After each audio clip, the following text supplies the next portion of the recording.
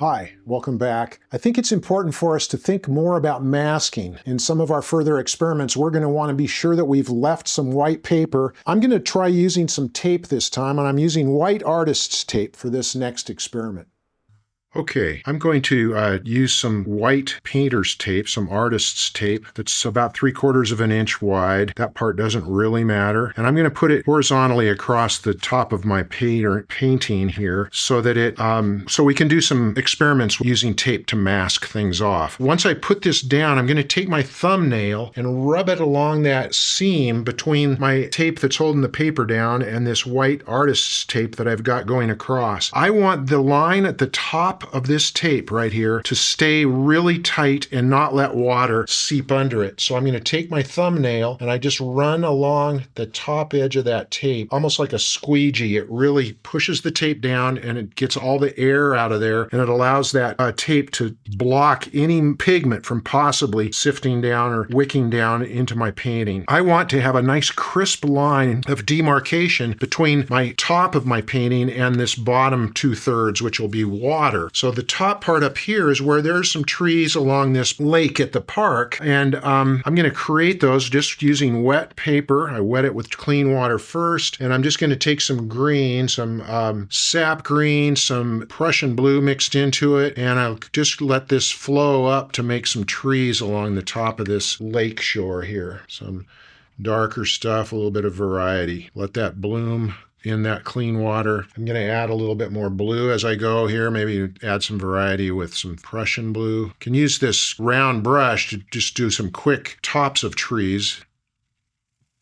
This isn't really what we're experimenting with on this particular exercise, but every exercise you're experimenting with everything. So this gives you a chance to try, whoa, let's make trees by letting water flow up above a piece of tape. All right, I'm going to just touch some dark down at the base here, and I'm going to need this to be dry. So let's take a minute here and let this dry, and then we'll take this tape off and see what happens. It's not quite dry totally yet, but I'll go back and help define a few of these trees a little bit more.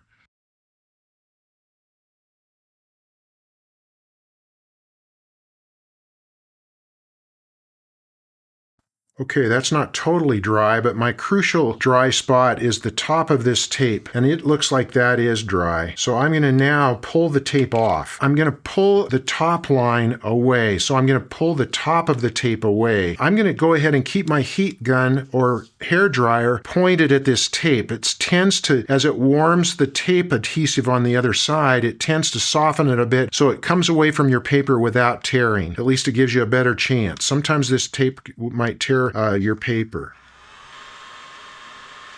So that came away pretty well. I'm going to now need this tree stuff to be dry before I put some tape over that. What I'm trying to achieve is to have a thin line of clean white untouched paper right at the base of the trees along the side of the lake. And so I'm going to now make sure these trees are completely dry, and then we'll put some more tape on them.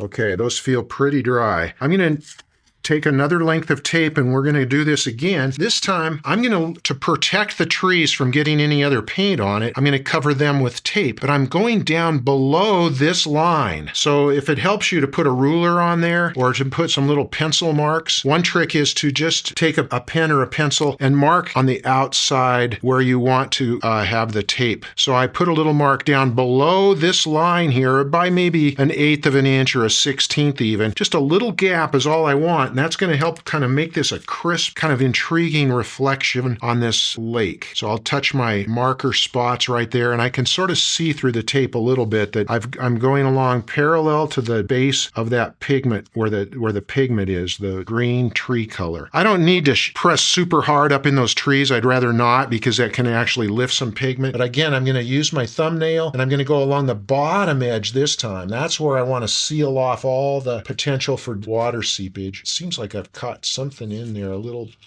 bit of pigment or something.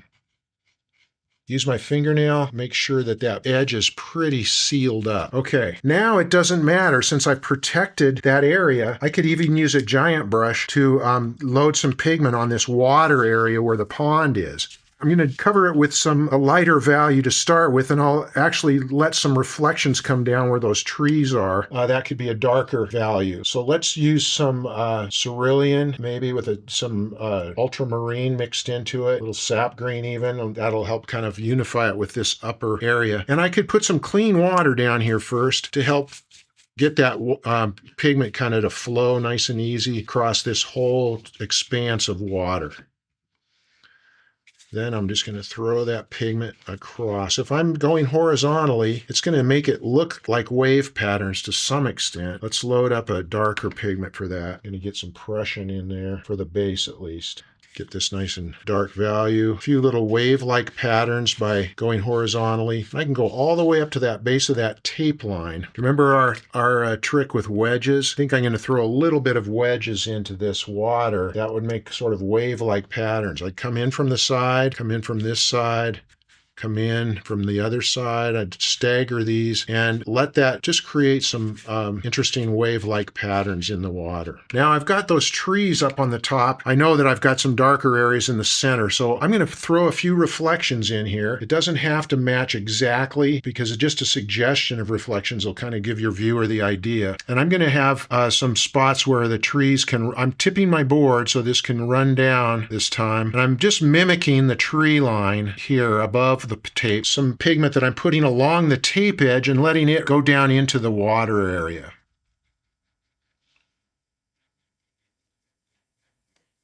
Okay, and where the trees get higher here, I need to have them go farther down into the water. This is my area of most darkness, so I'm going to get a little bit more of that Prussian into that green, right in this area especially.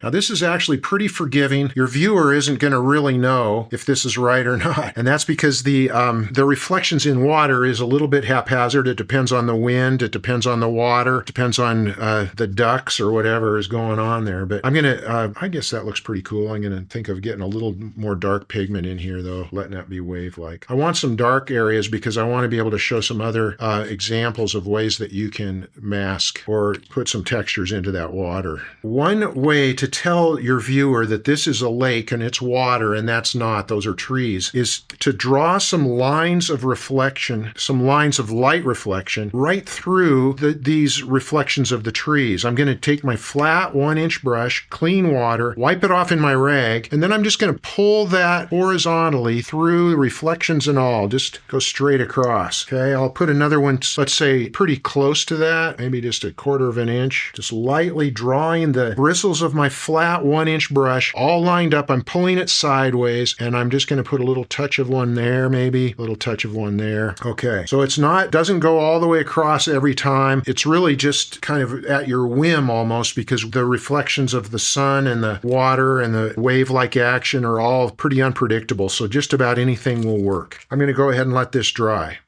Okay, it's not completely dry, but it's dry enough for our purposes. I'm going to now take this piece of tape off, and remember, it helps if I keep the heat gun on it. This time I'm trying to pull the bottom edge up first. That's the edge that was against my pigment, and so I'll aim my hairdryer or heat gun towards the tape and let it help soften that adhesive.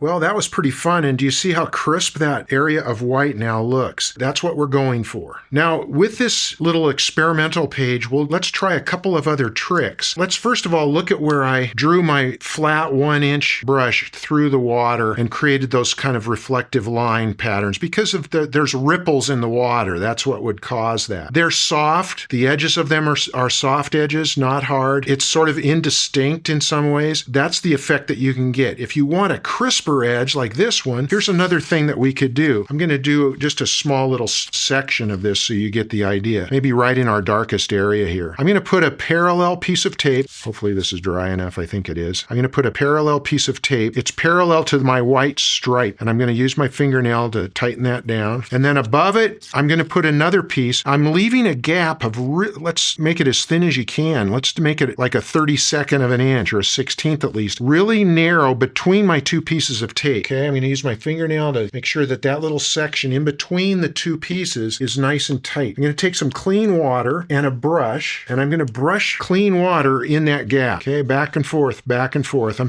in a way, gently scrubbing the pigment out from that little gap. I'm going to take my paper towel, crumpled up, and run it along that space and suck up that pigment. You could repeat that if you wanted to. I tend to not make it, I kind of fade out my energy as I go to the side so that it kind of gently goes from pigment to where I've sucked out the pigment. And again, I might run my heat gun as I lift these tapes off. Let's see what happened.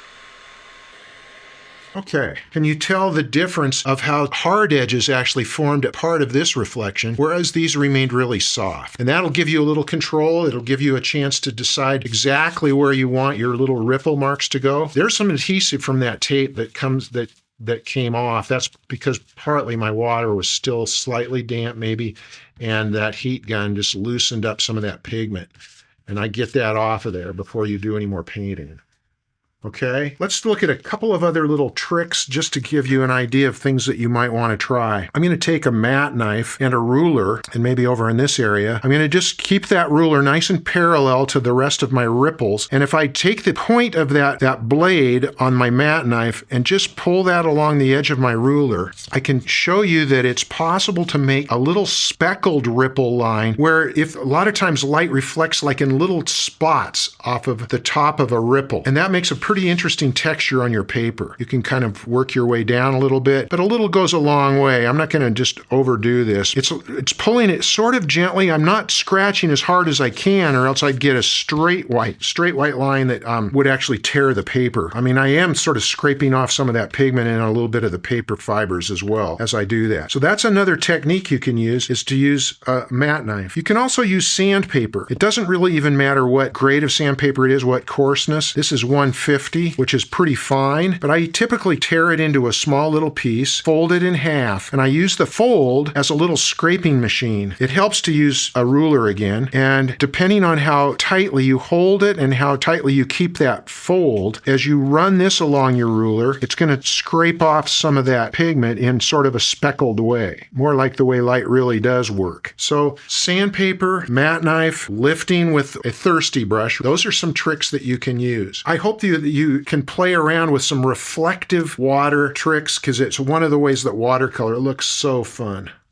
So tape is particularly great for creating those straight horizontals in our painting, or possibly masking out a building or something like that with nice straight lines. But sometimes you're going to want to have more precision, and you're going to want to be able to use a freer hand with the masking. And so that's when masking fluid comes in handy. So for this experiment, we'll be using some masking fluid, which is basically just like a glue that once dry, you can rub off of your paper. We'll be putting it on with a ruling pen, which was originally invented to dispense ink. And the great thing about it is it has a little adjuster so that you can vary the width of the line that it dispenses.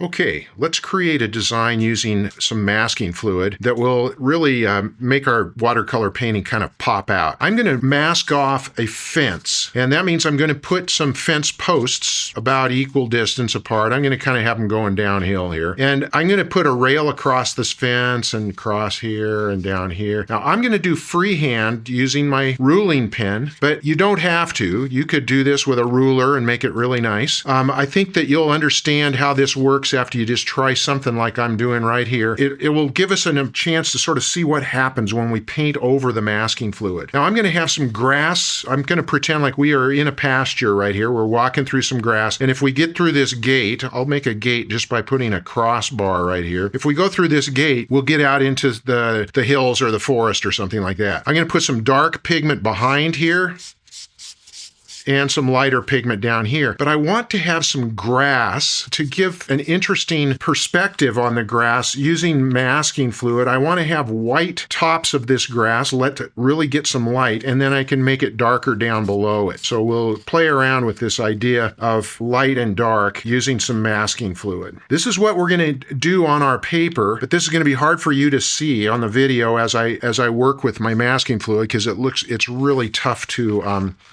see on the camera. but these are what the tools look like. And I'm just going to use this masking fluid and create that fence that I just showed you. I'm going to wipe it on the edge of the jar and put some posts about the same distance apart, just drawing straight down using this ruling pen, going across my paper. I'll reload, wipe it on the side of the jar, and now I'm going to just draw some rails across, fence post to fence post, going down this slope here. And I'll do a second rail, reload, wipe on the edge, second rail, not being perfect, freehand, and I'm going to be letting that dry. A little fence going across. Let's put a gate there, and I'm just going to do that gate by making that cross. Whoa, that's a very dark chunk of masking fluid right there. Didn't maybe wipe it off enough on the edge. Okay, I'm going to have grass in the foreground, and remember, I wanted light on the tops of those blades of grass, so I'm going to pull my ruling pen upward, and I'm just going to start making some grass shapes. Be careful not to always just go in one direction. I'm going to go sometimes over towards the right, sometimes back towards the left or straight up, and cross over that fence even in some areas. You have to kind of really use your imagination for what will this look like when it's done. Imagining that there's white streaks of grass blades in this area. I might even have some of them come longer down all the way to the bottom of my painting here. See how those come out. You can't go wrong by adding more masking fluid than you really are going to need. You can always rub some of it off later and it won't any longer mask away the paint as you paint. This is going to need to dry for a bit, so let's take a break. Okay, I made sure after I finished with that masking fluid that I cleaned this pen. It's really something you'll have to experiment with to figure out how you want to adjust this pen so that it's giving you a thick enough line of masking fluid and not too thick, but at least that masking fluid is flowing out of there in a line that you feel like you have at least a little bit of control of. Let's do a little quick test and remind ourselves that we've got this grassy pasture in the foreground. I'm going to use some yellow in there to make my green. I could add maybe a little bit of ultramarine blue, and those grasses will be therefore darker value down at the base and lighter at the top, and the very top is going to be white paper because we've masked it with our ruling pen. So that's kind of my basic strategy, is sort of a yellow, green, blue kind of spectrum. Let's start by getting a little bit of water down here on the pasture land, and I'll just start by putting some yellow, medium yellow, some lemon yellow up into this grass, and some of it even goes across the fence a little bit.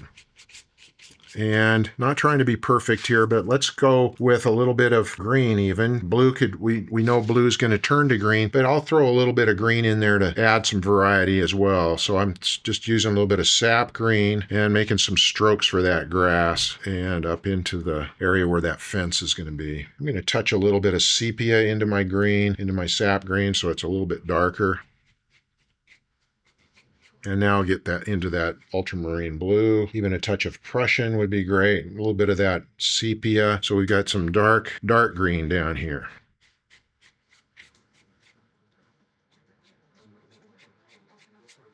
I mean, I'm sort of making a motion like the wind's blowing it over there to the right. That'll work out, I think. Okay, let's put a little bit of forest behind it. And I might let this edge here dry for just a second. Might mist that a little bit so I get some texture into that grass before it's completely dry. And now I'll just bring some darker green and blue down for this forest here so we can see what the masking fluid does.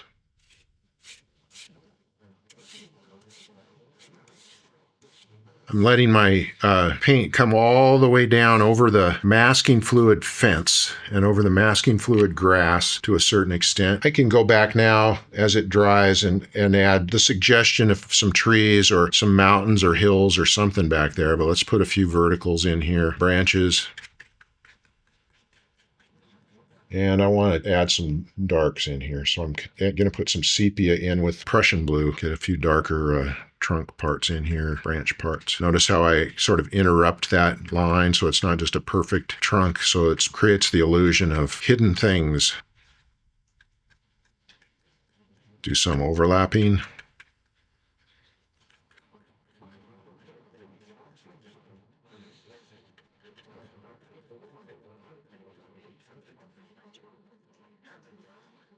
Just a suggestion of a forest. Gonna mist it.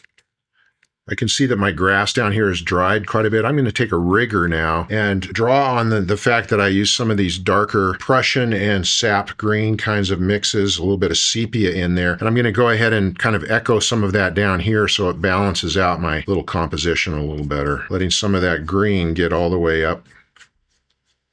Maybe emphasize the Prussian for a few strokes here so that it catches some of that blue up in the forest.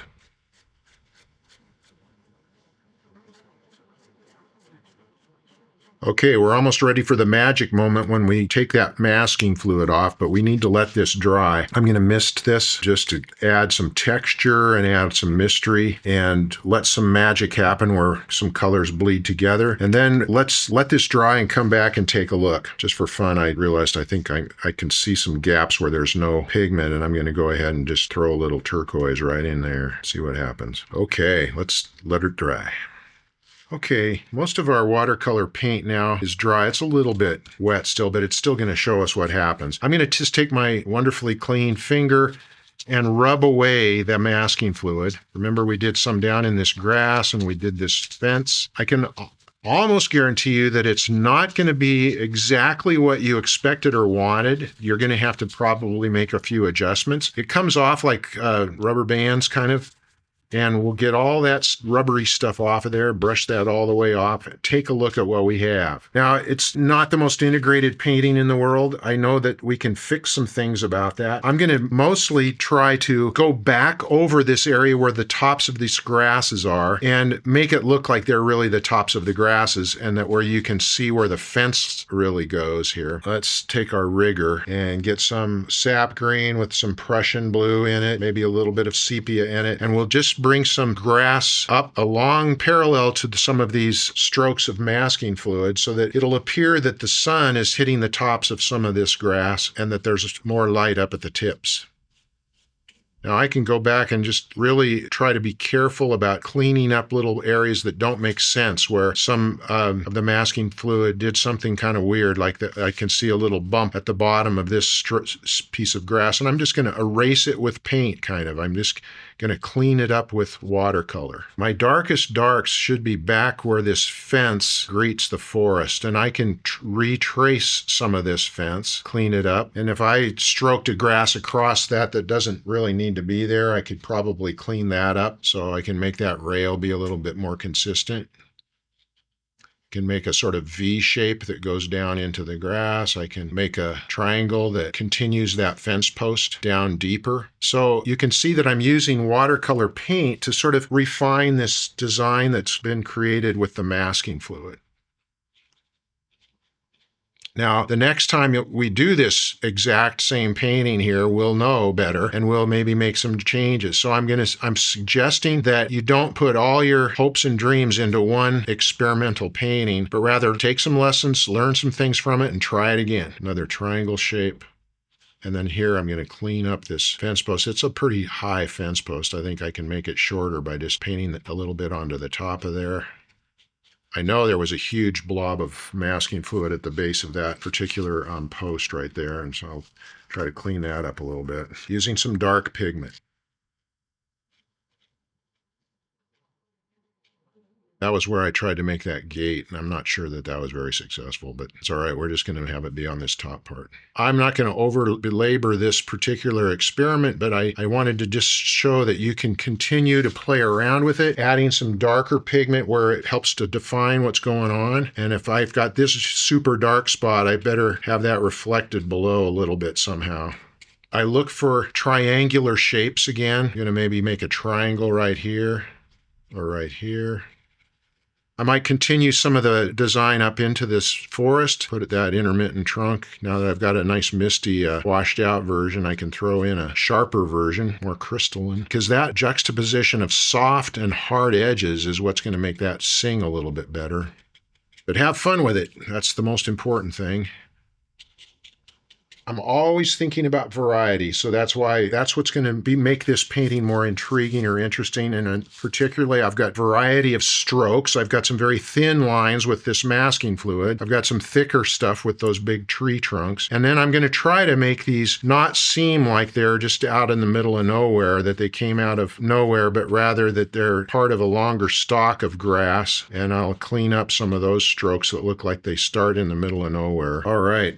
And I will leave you to your further playing around and experimenting and having some fun with this masking fluid and ruling pen idea. One of my favorite poets, W.S. Merwin, has a poem that he called Thanks, and it includes, "With the night falling, we are saying thank you. We are stopping on the bridges to bow from the railings. We're standing by the water, thanking it. Standing by the windows, looking out, thanking."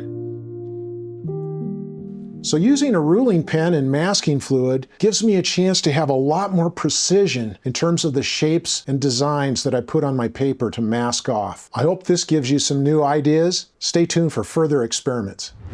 Hi, I'm Bob. Thanks for watching this video. I hope you'll go by my website at watercolorwithbob.com. That's where you'll find an interactive outline of the whole course. You can also share your work with me and your fellow students. One thing I really love about watercolor is how accessible it is. That's why I realized it was important to me to put this course out for free. That said, it would mean the world to me if you would support this work. You can like it, you could share it with your friends, you could subscribe to the channel, you could also visit the gift shop or even make a donation. Thanks so much. See you on the next lesson, and happy painting.